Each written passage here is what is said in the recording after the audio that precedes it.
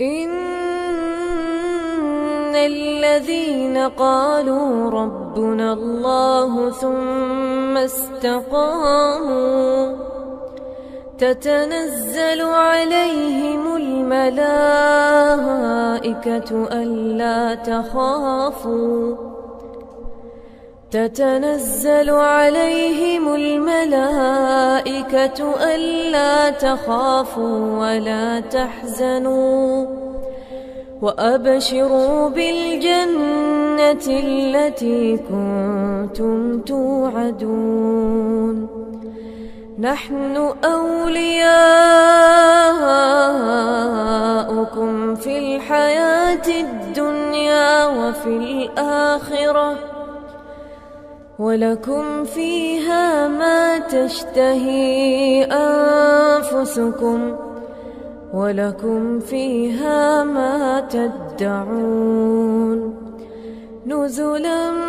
من غفور رحيم نزلا من غفور رحيم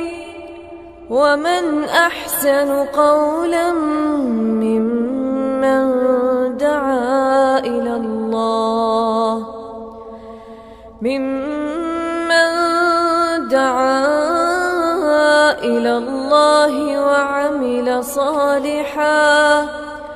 وعمل صالحا وقال إنني من المسلمين ولا تستوي الحسنة ولا السيئة ادفع بالتي هي أحسن فإذا الذي بينك وبينه عداوة كأنه ولي حميم وما يلقاها إلا الذين صبروا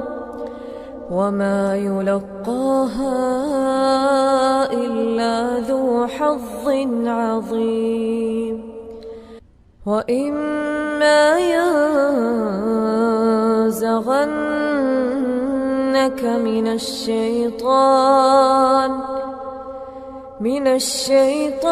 نزغ فاستعذ بالله إنه هو السميع العليم